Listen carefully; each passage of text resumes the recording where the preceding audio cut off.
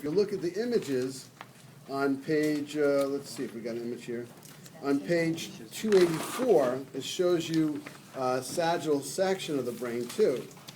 And you can see the cerebral hemisphere up top with its folds. When you look at a brain, it has folds, right? It has these sulci and gyri. So, and this is actually part of the connective tissue coverings. This is part of your dura mater right there. That's what you're seeing there. So I'm going to cut that dura mater off so we can get in there.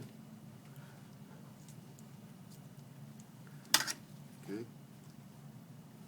Peel it back. Cut it this way. Cut it out. Now you have the dura mater has several portions of it. One goes right down the longitudinal fissure, and it goes right down the center here. See, that's going right in between the longitudinal fissure. Kind of goes deep in between there.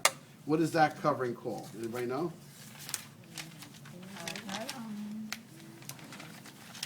That's called the phalanx cerebri.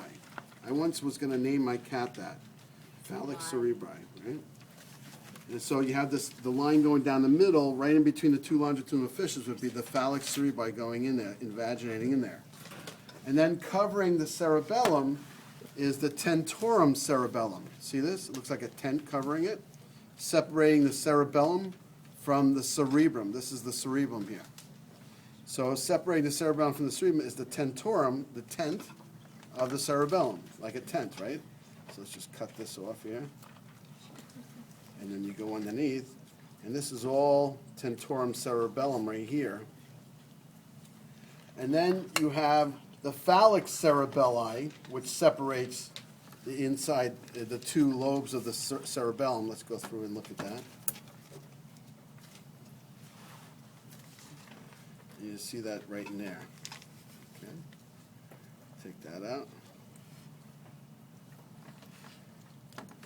Remember I taught you in the skull, my crush? What was my crush? Remember in the skull? Krista Galen? Yeah. She remember. You guys remember the stupidest things, right? You don't remember the other stuff. And so, see, if you look on page 287, it shows you the Krista Galen and how that phalanx cerebri comes in and attaches deep in there.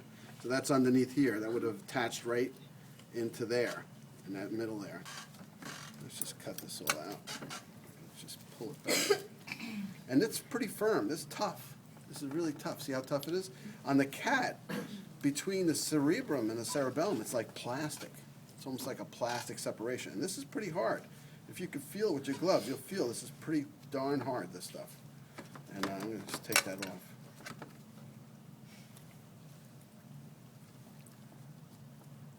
Okay, see, that's pretty tough stuff, right?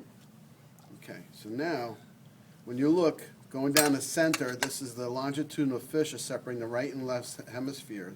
And connecting the right and left hemisphere, what is that thing connecting right in between there? What's that called? Anybody know?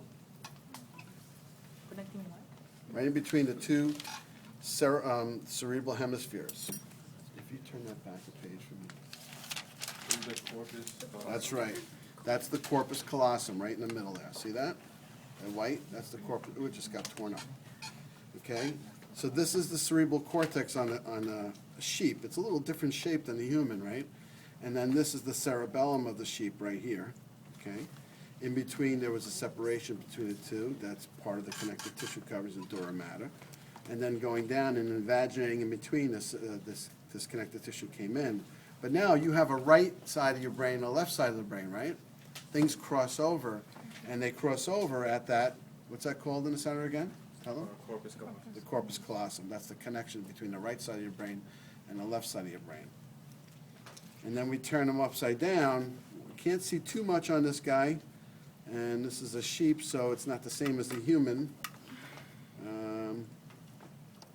Here's your cerebellum. And right in here would be, now look, it's a sheep. You know what this was? Huge. I made a mistake. I cut out the optic nerves that were here and here, right? This is the optic chiasma. And this was the olfactory bulbs. The sheep has very good sense of smell, right?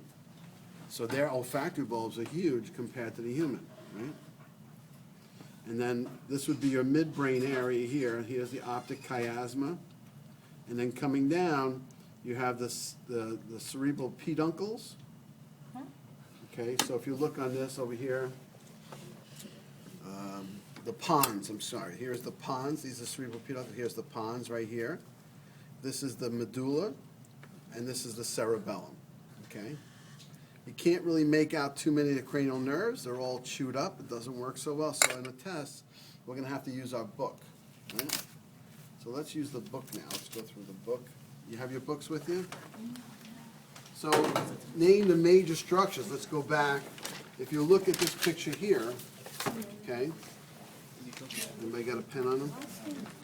Who's got a pen on them? Okay. So look, what is a sulci and what is a gyri? You should know the difference between a sulci and a gyri.